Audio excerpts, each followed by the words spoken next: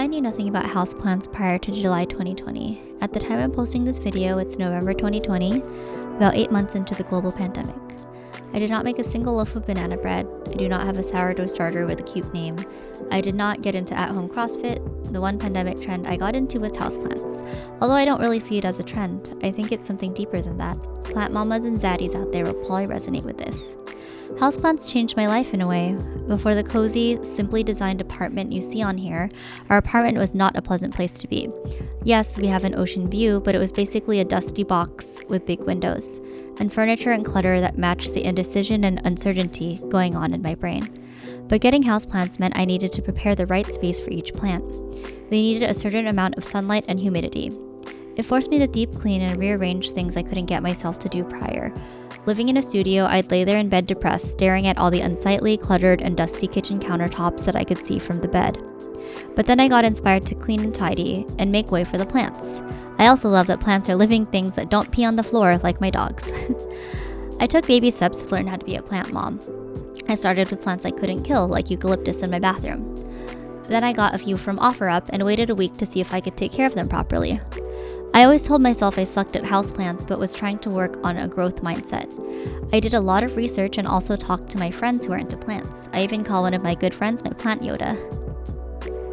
I noticed that the plants that grew up in local plant shops and nurseries or under the care of budding pop-up vendors are thriving more than the ones I bought from secondhand sources online or from grocery stores. A lot of those plants are sold by individuals in the same way that they are selling things that they are getting rid of.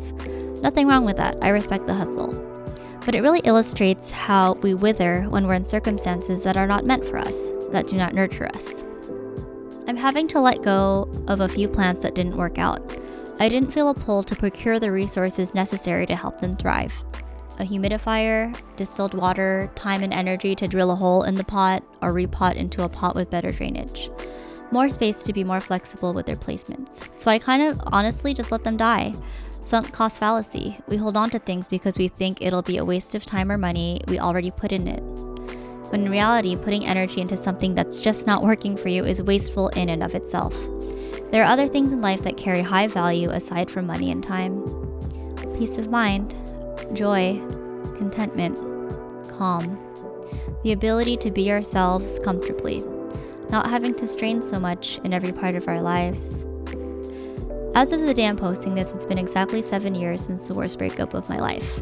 We were together 5.5 years, and then he broke up with me when we had already been discussing getting engaged. I don't feel the need to go over all the painful details, but I will say that I wish him well. I'm sure we've both grown and changed a lot since then. I read something that said that all the cells in our body regenerate after 7 years. Whether or not that's scientifically true, the sentiment gives me affirmation that the work I've been doing inside and out means something. Basically, whether I'm letting go of a relationship, both friendship or romantic or business or what have you, it just helps me to make more space and more room to grow.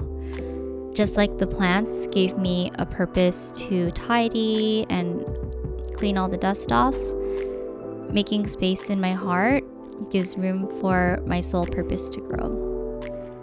To close up this entry, I'd like to share the poem that got me through that breakup. I hope it helps you too, and it helps you to let go of whatever you're feeling led in your heart to let go of. Whether it's a friendship, relationship, a dream project, or even if you're in a transition in a good way. About to buy a new home, start a new job. It's cuffing season, Any transition, good or bad, deserves to be honored and mourned in a way. After a while, you learn the subtle difference between holding a hand and chaining a soul. And you learn that love doesn't mean leaning and company doesn't mean security. And you begin to learn that kisses aren't contracts and presents aren't promises. And you begin to accept your defeats with your head up and your eyes open, with the grace of a woman, not the grief of a child. And you learn to build all your roads on today, because tomorrow's ground is too uncertain for plans, and futures have a way of falling down in mid-flight. After a while, you learn that even sunshine burns if you get too much.